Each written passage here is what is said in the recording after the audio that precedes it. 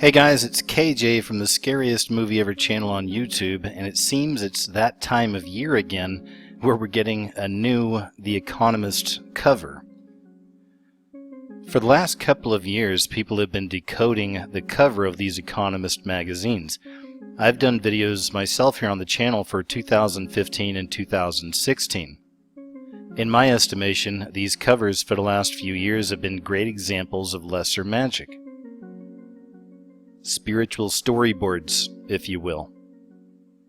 To prove that point, there's connections with these magazines to the globalists. The Economist magazine itself is actually partially owned by the Rothschild banking family of England. If you're new to this, you should look into the Rothschilds and the bloodlines of the Illuminati. Its editor-in-chief has actually attended several Bilderberg Conference meetings, and that's the secretive meeting where the world's most powerful figures from finance, business, politics, and media discuss global policies, and the outcome of those meetings is always secret.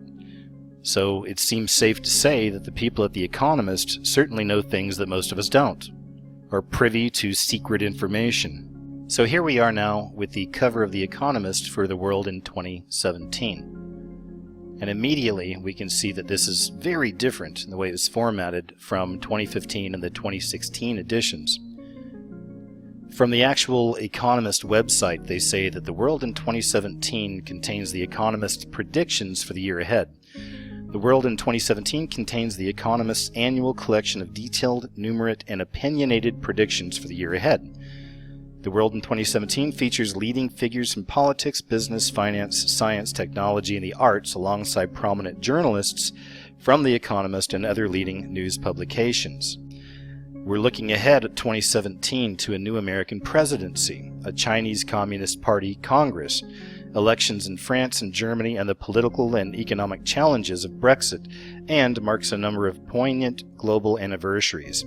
500 years since Martin Luther published his 95 Thesis, 100 years since Lenin launched the Russian Revolution, and 10 years since Steve Jobs unveiled the iPhone. And as I said at the very beginning of this, that I see this as a spiritual storyboard, I see this as magic at play, and again we have this connection to the occult elitists, right? The bloodlines themselves.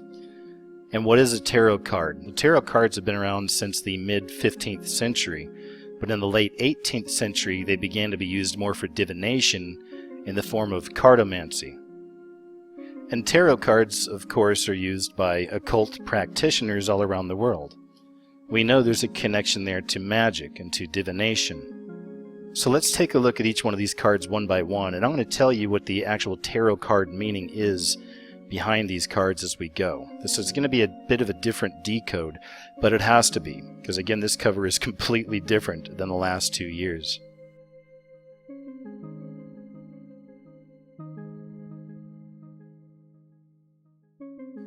So of course the imagery here on the tarot card is really interesting. Before we get into that, what does the Tower card actually mean in the tarot? It's interesting. There's 3 different categories. There's actions. So under actions with the Tower card, it means going through sudden change, experiencing upheaval, having plans disrupted, being surprised, undergoing a crisis, having your routine shaken up, or being in chaos. Under releasing, it stands for exploding, having an emotional outburst, erupting in anger, crashing through ego defenses, breaking through pretense, and letting everything go. And lastly, under falling down, it stands for being humbled, experiencing a crash, toppling from the heights, having a downturn in fortune, suffering a blow to the ego. There's also a 4th category, and it stands for revelation for the Tower card, and under this category it stands for suddenly realizing the truth, exposing what was hidden, having a burst of insight, seeing through illusions, getting the answer, and seeing everything in a flash. But to me this is fascinating, especially given the times we're in right now. The imagery itself is really interesting. On the actual tarot card it shows people falling off of the tower, but on this one right here it shows 2 divides. It shows the Russians, or maybe communism, versus Christianity on the other side, with a bolt in the middle that's destroying the tower. Now the bolt I've shown in lots of videos, this is a symbol for the devil, for Satan, falling like lightning. Now this is also why you'll see so many of the so-called Illuminati artists and even big celebrities sporting the lightning bolt. We see this in all kinds of music videos, typically associated with people who are putting out satanic imagery, but you'll see the lightning bolt almost every time. So once I saw this card and once I understood what the original meaning is behind this tarot card, it made me think about how I myself have been speculating for years that Obama would never leave office. But it's still a few months away, and I hate to be such a conspiracy theorist, but I'm watching this all day by day because I'm still wondering, will there be some kind of an event, something that will keep Obama in office and basically turn all the power back over to him before Trump even gets a chance to get in the office? And would this truly be the beginning of the end? World War III, total chaos, martial law in America, concentration camps, real Christian persecution. Because if you think about it, the dividing line is already there. We're seeing all these crazy riots all over the place, even though we know most of these are funded. But still, there are people involved and they're acting out, right? They're tearing apart their own communities. They're setting things on fire. They're fighting with each other. So to me, there's already a really large group of the people out there who are already set up for this. They're already ready for the chaos. They're ready for the destruction. They're ready to rise.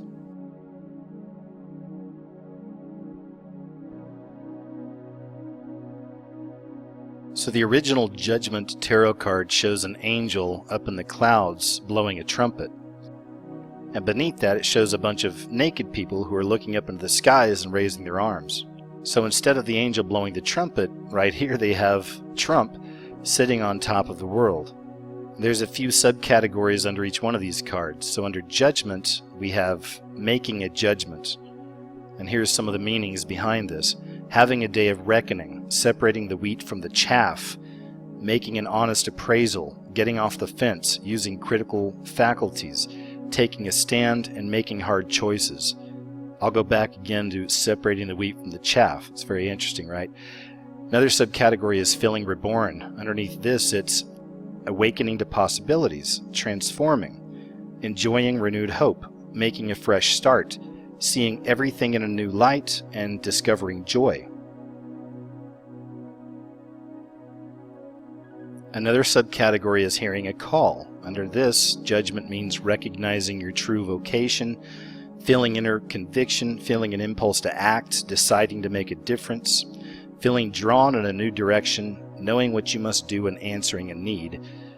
And the fourth subcategory is absolution. Under this, it means feeling cleansed and refreshed, releasing guilt and sorrows, forgiving yourself and others, atoning for past mistakes, unburdening yourself, and feeling sins washed away. It reminds me of all the hope a lot of people around the world are feeling for Trump's presidency. Also reminds me of the Trump prophecy, the 777 prophecy. Now again, I don't sign off on... Now again, for me and the way I look at all these things, I take it all day by day. Trump's not even in office yet. I don't know what's going to happen. So that's Judgment. And I think it's very interesting. Overall, it feels like hope. Right? It's kind of talking about hope and cleansing yourself and a new day and all this, right? Once again, isn't it fascinating that they actually use tarot cards to describe these events? And so far, I'm seeing the connections clearly. It's interesting. So let's move on over here to the world.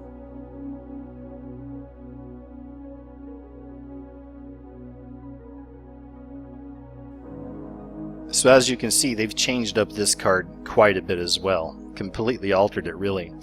But under this one, there's subcategories as well. And the first one is integrating, which means experiencing wholeness, bringing parts together, achieving dynamic balance, combining, creating synthesis, joining together, and working in unison. That's already starting to sound like a one world order to me, right? Next one is accomplishing, which means realizing your goals, prospering, achieving your heart's desire, seeing dreams come true, flourishing, and finding a beautiful solution. The next one is becoming involved, which stands for contributing, healing, rendering a service, using a gift or a talent, sharing what you have, giving of yourself, feeling engaged and being active.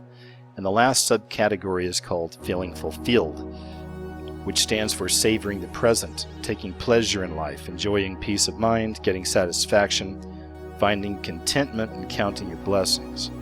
Now, in my estimation, the very first with integrating feels like it matters the most. It feels like it's really hitting a nerve here with me, and just looking at the imagery as well. And you have to love that they put up the Illuminati symbolism, the Illuminati imagery right there at the bottom, right? And we have all the other icons and images, but all these things seem to be connected through the sun, which is right there just kind of top middle. And we know that these people are sun worshippers. The Freemasons are sun worshippers. The highest level, the Illuminati, are sun worshippers. They worship Lucifer, the false light.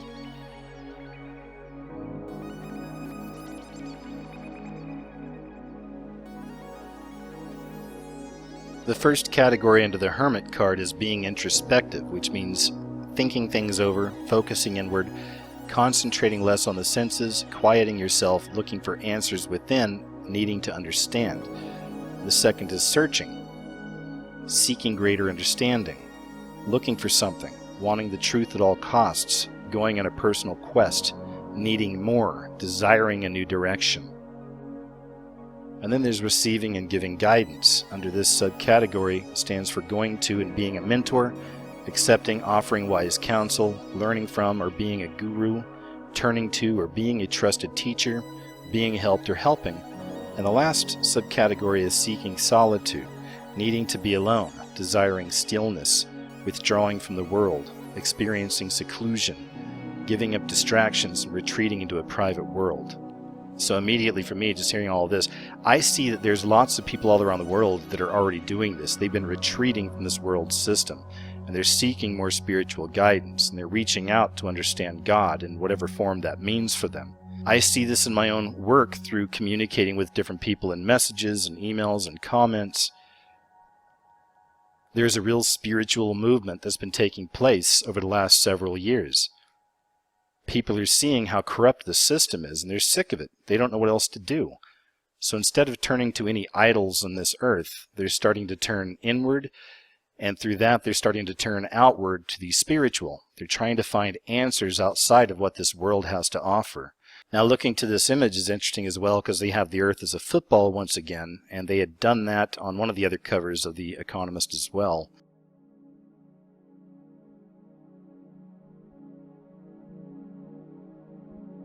And there's a crack in it. And of course you see the revolution taking place there. You see all the people standing up and fighting against the system, right? And this mirrors exactly what's happening right now in the real world in a lot of ways.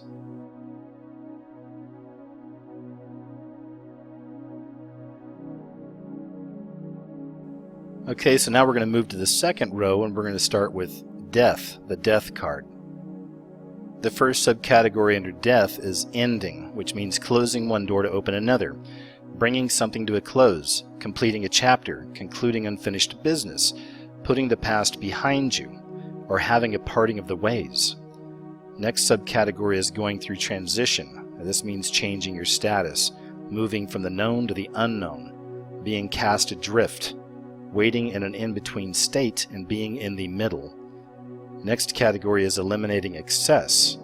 Under this we find cutting out what isn't necessary, shedding old attitudes, getting down to the bare bones, concentrating on essentials, or getting back to the basics. And then we have experiencing inexorable forces. Underneath this we have being in the path of sweeping. Under this we have being in the path of sweeping, change, being caught in the inescapable, going through what cannot be avoided, being part of a powerful movement, writing your fate, or accepting the inevitable. Even from that, when I first read this, it immediately makes me think about really the end, about what's going to happen when bombs start to drop and people start going crazy. What's going to happen when communication goes down? What's going to happen when this world really starts looking kind of like The Walking Dead? And certainly just by looking at the card, it seems like that's what it's showing us. It's interesting because the original death card doesn't have the sun symbol, but they're using the same sun symbol, in this case it's red, on the death card as they did on the world card. So you see the sun symbol, and then we see the nuclear explosion. And at the bottom of the nuclear explosion, it looks like waves, right? Now, a lot of people have covered this subject as well, about a nuke going off or coming out from the ocean and perhaps hitting New York City or other parts of the coast. This is where there's a lot of prophecy on tsunamis hitting different parts of America as well. So this certainly is a card of death and destruction, even the dead fish down there in the middle, which some could theorize could also mean the death of the Christians, the attack on the Christians. Or just plainly the death of the environment, or maybe a combination of the two.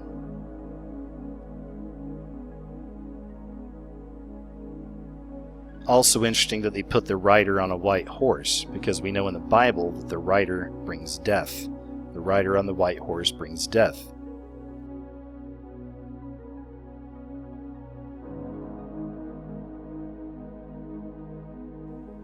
So on the Magician card, the first subcategory is taking action. Underneath this it says doing what needs to be done, realizing your potential, making what's possible real, practicing what you preach, carrying out plans, producing magical results, and using your talents. Underneath that it's acting consciously. So we find knowing what you are doing and why, acknowledging your motivations, understanding your intentions, and examining the known situation. Then there's concentrating. Underneath that it's having singleness of purpose, being totally committed, applying the force of your will, feeling centered, setting aside distractions and focusing on a goal. The last is experiencing power, making a strong impact, having vitality, creating miracles, becoming energized, feeling vigorous, and being creative. So interesting again, looking at the imagery, we have the magician wearing VR, virtual reality. Above him we have the infinity symbol, and he's pressing a button on a 3D printer which seems to be printing up houses. But most importantly for me, it's that connection between the magician and transhumanism, a virtual reality, a singularity, real magic that's playing out before us through the electronic age. It also makes me wonder if this is symbolizing the mark of the beast. Many people believe the mark of the beast will be something like this. It'll be digital, it'll be electronic, it'll be something that you're plugged into, plugging you into this Antichrist beast system. And of course the sun symbol around his head, once again they worship the sun. By extension of that, of course, they worship Lucifer, the false light. So perhaps this is an image of the beast that all these people will be worshiping through this virtual reality. So let's move on to Wheel of Fortune.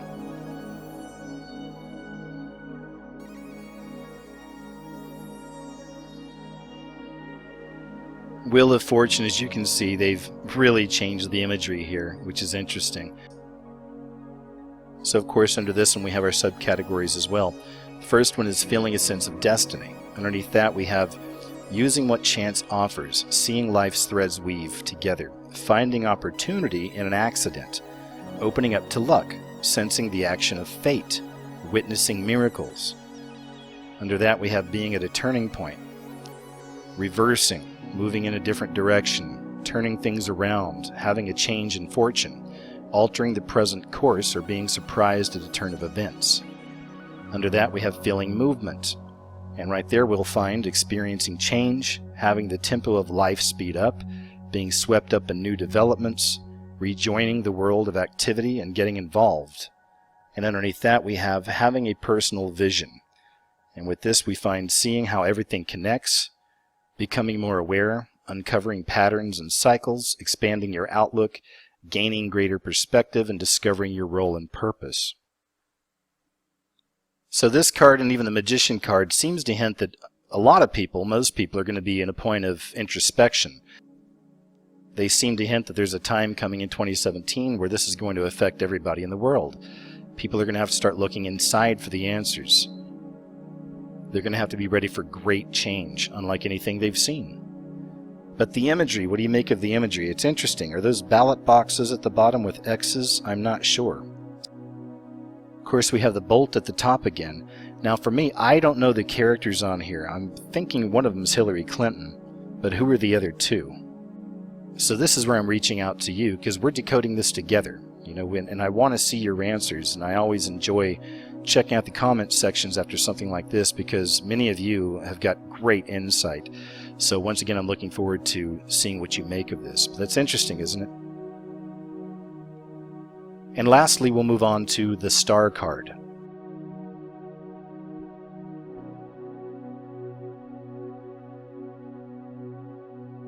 So under the star card, we find our 4 categories. On the first one, it's regaining hope.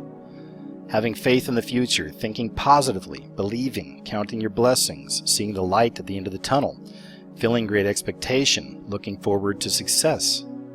The next is being inspired, regaining motivation, realizing an inner strength, seeing the way clear, being stimulated to a higher level, creating, and receiving the answers. Next is being generous. Under that we'll find wanting to give or share, spreading the wealth, opening your heart, giving back what you have received, letting love flow freely, offering with no reservations, and holding nothing back. And underneath that we'll find feeling serene, which gives us experiencing peace of mind, relaxing, finding your still center, remaining untroubled, savoring perfect calm, being tranquil amid trouble, and enjoying harmony. So that concludes breaking down each card through the actual tarot deck, and isn't it interesting the information we find in the actual tarot connecting with these cards themselves? Immediately, to me, it gives us this bigger perspective, this bigger picture of something that a lot of us have already been feeling for a long time and a lot of us know. I believe that we're certainly in the age of the end times. It's something I've looked into for years, and many of you have looked into as well. So when we put all this together, what do we see? It seems like there's a chance of sudden destruction coming. It also seems like they're highlighting the idea that maybe there is peace coming, maybe there is real hope coming.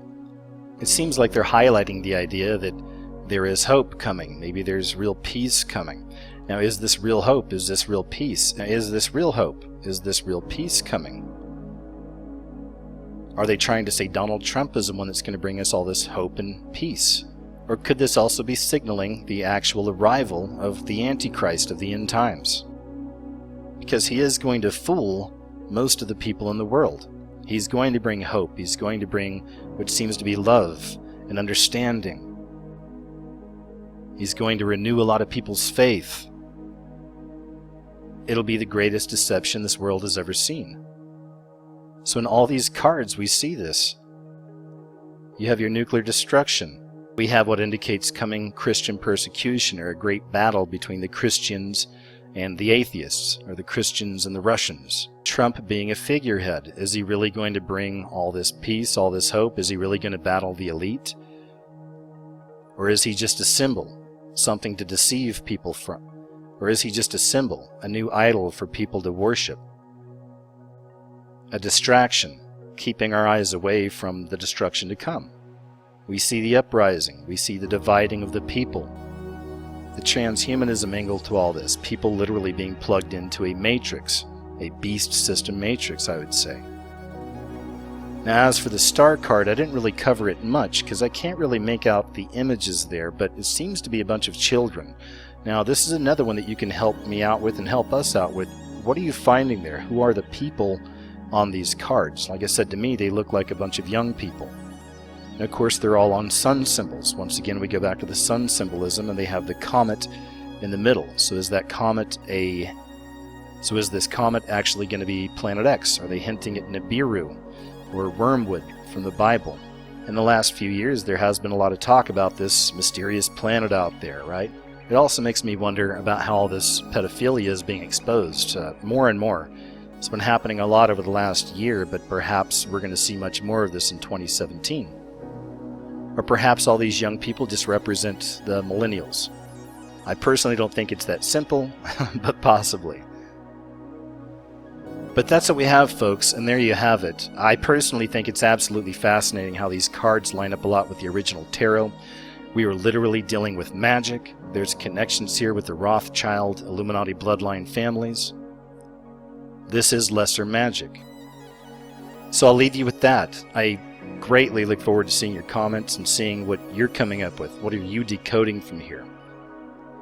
Because as always, when they show us these types of things, there's a lot more going on, right? A lot more going on than just what's happening on the surface. So thank you again for checking out the video. As always, folks, I really appreciate it. I look forward to seeing your perception of this, to seeing your own decodes down in the comments section. And take care, and I'll talk to you real soon.